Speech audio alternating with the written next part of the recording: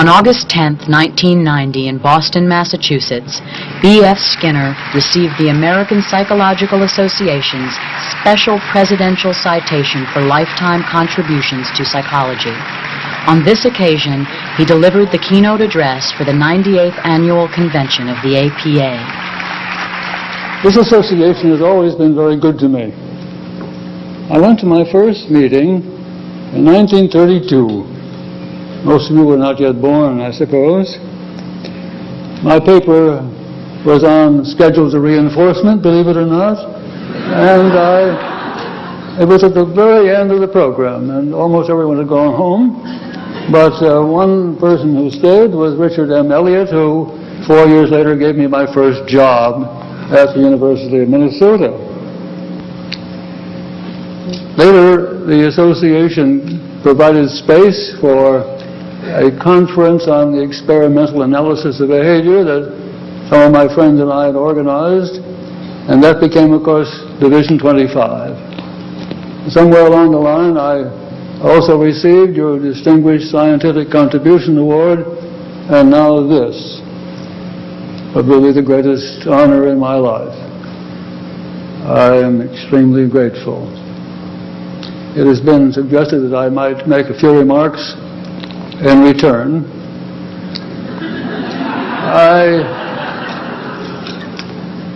Psychologists, following the philosophers, have looked inside themselves for explanations of their behavior. They have felt their feelings and observed their states of mind and mental processes through introspection.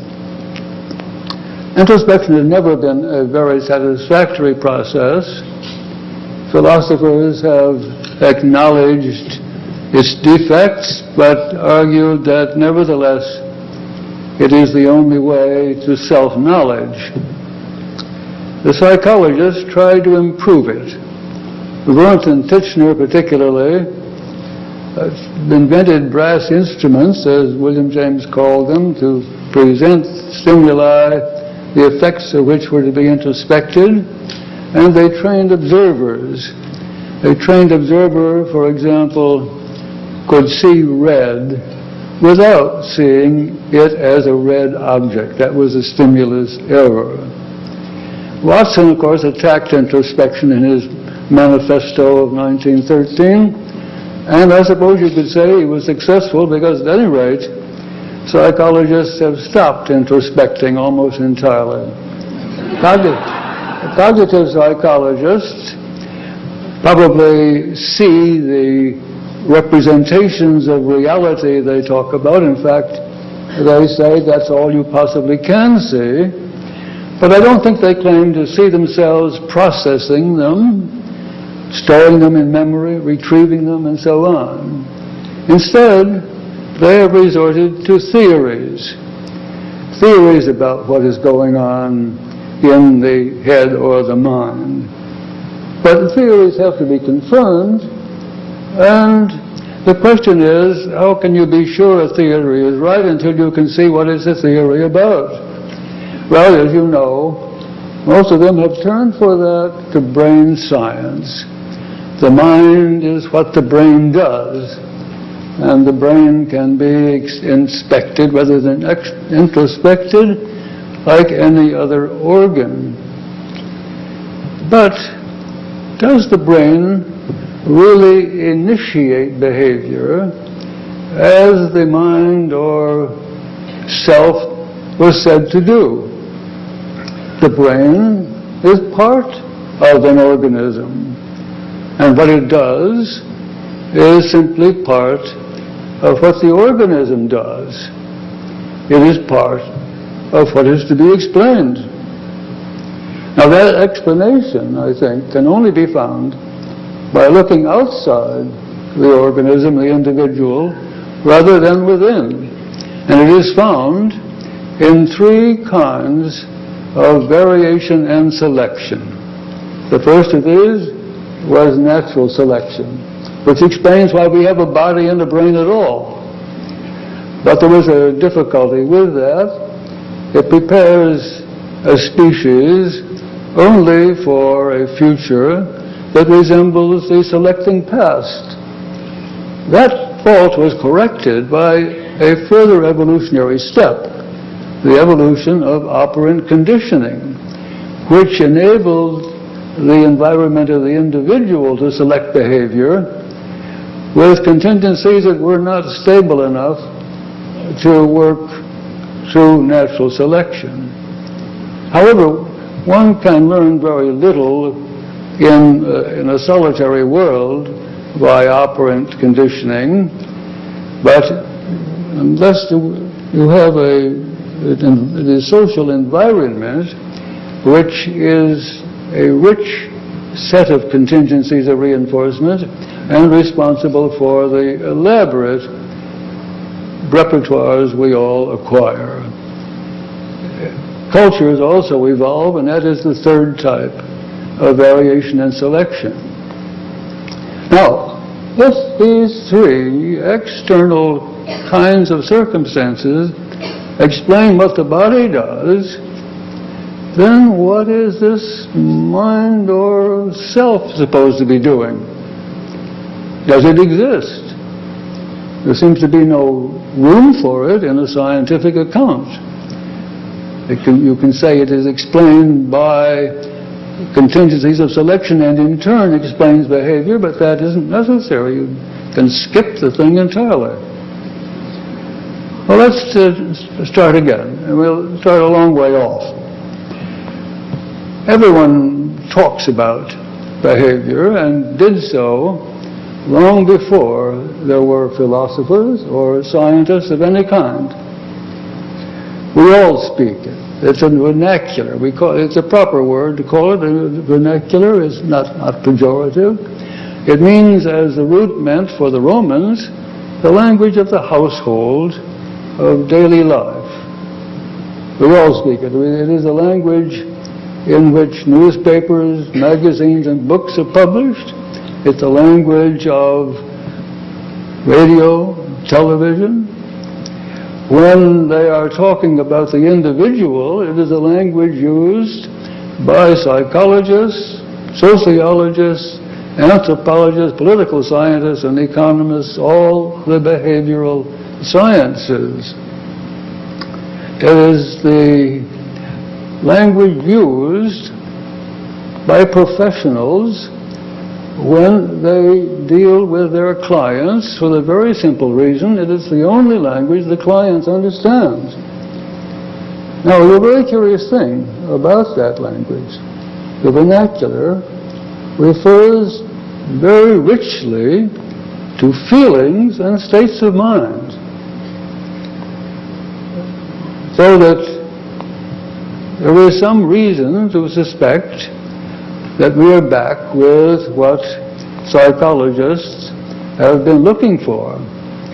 However, if you examine the terms in the vernacular, you'll find that each one has a double meaning. I say, I'm hungry, and I think I'll get something to eat. Now, what am I saying? Am I mentioning a feeling, hunger, and am I talking about some cognitive process called thinking, or am I conveying to someone something about my personal history? To say I am hungry is to say, among other things, I haven't eaten for some time. To say I am hungry, among other things, says, if you give me some food, I'll probably eat it. The terms in the vernacular which seem to refer to feelings and states of mind are really talking about contingencies of reinforcement, about the world and about its effect on people. 3 years ago, I published a paper in the American Psychologist. I've had too great a share of that journal, I'm afraid. But it was called The Origins of Cognitive Thought. In it, I considered perhaps 70 or 80 words each of which referred, on the one hand, to a mental process of some kind, but on the other, to a purely physical kind of thing, either to the kind of situation in which a person finds himself or herself, or the contingencies which are operating to select behavior appropriate to that situation. There are, in my own experience, some 1,500 words that have that double meaning. Now, what has happened, I think, is that psychology has split in two ways. One part going in the direction of finding out the essence of the feeling, the essence of the cognitive process, and the other going in the direction of references to contingencies of reinforcement. The psychologist who is a professional, who is a practitioner, uses the vernacular of his or her clients to find out more about what has happened to them and what they are probably going to do. The psychologist who claims to be a scientist, investigating, searching for an inner originating, creative, or initiating self, is quite different and is doing quite different things. What has happened, I think, is that psychology has advanced as a practice, as a profession, far more rapidly than as a science. It began as a science, that is, it began as an effort to discover what was going on inside the mind or the self. But as the membership of this organization shows, it was the people who were interested in that particular topic soon became a minority. They were not only replaced by the professionals, but by psychologists who didn't care too much about what was going on inside, but were interested in behavior, not necessarily as behaviorists, in teaching, clinical psychology, developmental psychology, and so on. And those became important sciences quite apart from an effort to isolate an originating mind or self. The whole notion of selection by consequences seems extremely difficult to understand. We've seen what has happened in evolution. It is still true that biology cannot be properly taught in America because those who call themselves creationists or creation scientists oppose it as some kind of threat. If I say that psychologists, in searching for this inner self or mind, have wasted their time, you may feel that I am being arrogant. If I say that the philosophers who, over the centuries, have tried to discover themselves in that sense, that I am being arrogant. But I would call your attention to the fact that equally or even more brilliant men and women over a much longer period of time have been trying to establish the existence of and the nature of a different creator, in this case spelled with a capital C. Now, that is a very great problem, and you know how difficult it has been for natural selection to be accepted. Imagine how difficult it is going to be for the individual selection by consequences of operant behavior, or the other in evolution of cultures and the other kinds of selection which take over the role of a creative self or mind. So far as I'm concerned, cognitive science is the creationism of psychology. It is an effort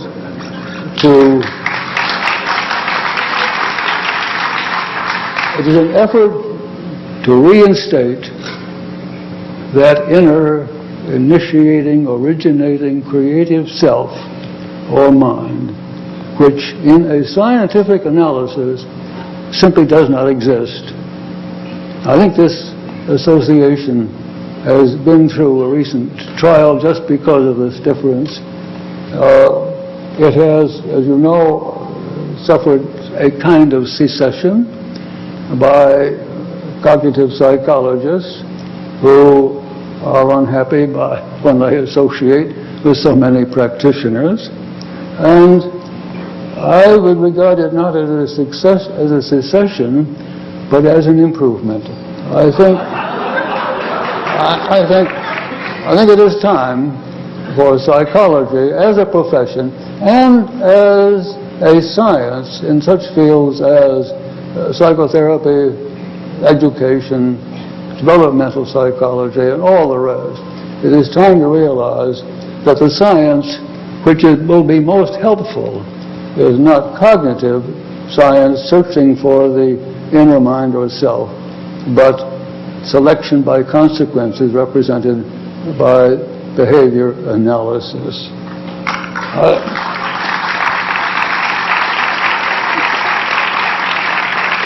Looking back on my life, 62 years as a psychologist, I would say that what I have tried to do, what I've been doing, is to make that point clear, to show how selection by consequences in the individual can be demonstrated in the laboratory with animals and with human subjects, and to show the implications of that for the world at large in not only the profession of psychology, but in consideration of what is going to happen to the world unless some very vital changes are made.